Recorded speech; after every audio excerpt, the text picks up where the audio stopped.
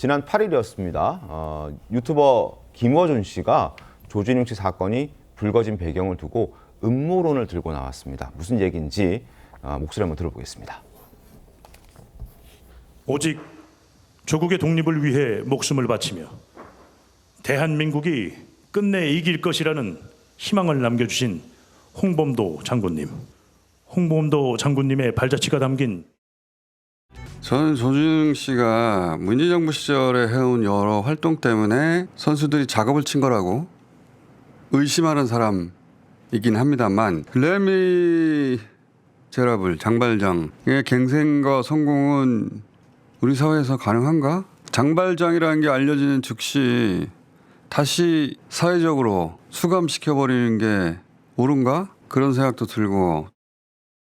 자, 디스패치가 처음으로 이 보도를 하면서 그 보도하게 된 이유를 8.15 광복절 때 국기에 대한 맹세를 했더니 조진웅 씨가 제보가 빗발쳤다. 그래서 보도를 하게 됐다라고 얘기를 하고 있습니다. 근데 김원준 씨가 얘기하는 저 선수가 누구인지는 잘 모르겠습니다만 국기에 대한 맹세가 제보의 배경이 됐다는 게 사실 선뜻 납득이 잘 안 가긴 합니다. 정말 그것 때문에 나온 게 맞습니까? 다른 이유가 있는 겁니까? 안준영 기자님. 실제로 그런 제보가 빗발쳤는지는 이제 해당 매체만 알 수 있는 내용이라고 볼 수 있는데 적어도 확실한 건 그동안 조진웅 씨가 독립투사라든지 형사라든지 정의로운 역할을 많이 맡아왔습니다. 그런데 지금 공개된 여러 내용들은 기존 그의 이미지와는 많이 상반돼 있기 때문에 대중적 반감이 더 크다고 볼 수 있고요.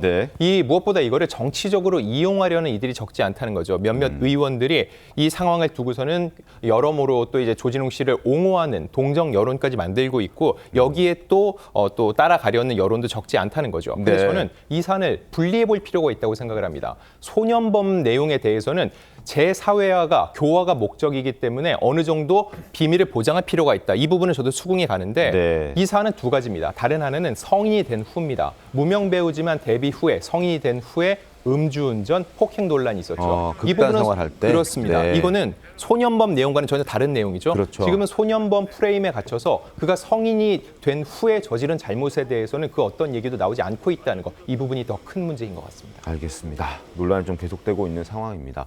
그리고 어제 국회에서도 조진웅 씨의 소년범 전력이 또 도마에 올랐습니다. 학교 폭력처럼 학폭처럼 대학 입시에서도 불이익을 줘야 한다는 주장이 제기가 된 겁니다. 목소리 들어보시죠. 최근에 모 배우의 소년범 이력이 미친 사회적인 영향이 굉장히 크고 굉장히 의로운 척 정의로운 척 이렇게 하면서 이미지를 굉장히 포장을 했었죠. 문제는 형사범죄를 저지른 미성년자에 대해서는 전혀 입시에 이런 것들을 반영을 하지 않고 학교 폭력을 일으켰던 학생들에 대해서는 철저하게 2026년부터 입시에 반영하기로 했다는 것입니다. 소년범에 대해서 무조건적인 관용을 베풀 수 있는 것은 아니지 않습니까? 사실은 교육부에서 그 법에 전혀 근거하지 않고 하기가 어려워서 입법 사항이 아닐까 싶고. 자, 조진웅 씨, 지금 소년범이기 때문에 뭐 판결문이라든지 뭐 이런 구체적인 죄명을 저희가 확인할 수는 없습니다만 여러 제기된 혐의들을 보면 굉장히 강력범죄들입니다. 그래서 설주환 변호사 같은 경우에는 조진웅 씨가 만약에 지금 성인이 된 상태로 그런 죄를 저질렀다면 5년 이상 복역할 수준의 중범죄다라는 얘기도 하고 있거든요. 그래서 학폭도 지금 대학 입시에 영향을 상당히 주고 있는데 소년범 때 저질렀던 저런 중범죄도 학폭에 좀 학폭처럼 반영해야 되는 것 아니냐라는 정치권의 목소리가 나오고 있는 겁니다. 김의원 대변인 어떻게 보셨습니까?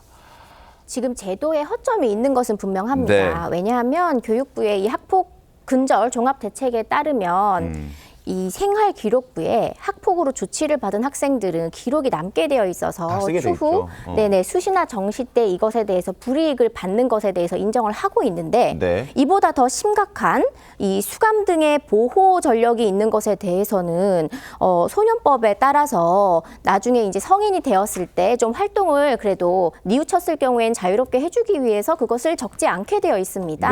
그런데 국민의힘 입장에서는 특히 이렇게 성범죄라든지 살인이나 강도 같은 강력범죄 같은 경우에는 피해자의 중심으로 우리가 법을 짜야 된다고 생각을 하기 때문에 가해자가 이렇게 활개를 치고 다니는데 피해자들은 여전히 그때의 악몽 속에 살아가고 있는데 그런 가해자가 10년, 20년이 지나서 이렇게 공인이 되거나 활동을 한다고 했을 때 네. 2차, 3차 가해를 받는 그런 부분들을 고려해서 이것은 꼭 법안으로 추진을 해야 된다라는 입장이고요. 네. 저는 최규진 교육부 장관의 저 변명에 대해서도 좀 납득이 가지 않는 부분이 하나 있습니다. 어떤 현재 겁니까? 법이 없기 때문에 어떻게 못한다라고 하는 것이 이게 교육부 장관의 해명이 맞는지 저는 의심스럽습니다. 정말 맞는 자세라면, 맞는 발언이라면 저것에 대해서 분명히 이 제도적인 허점이 있구나. 그렇다면은 관련 이 교육위 의원들이 그러라고 있는 자리들 아닙니까? 교육위와 협의해서 이 부분에 대해서는 꼭 법적으로 보완을 하겠다라고 국민 눈높이에 맞는 그런 소신 발언을 했어야 맞다고 생각합니다. 알겠습니다. 민주당에서는 어떻게 보십니까? 이동학 위원님.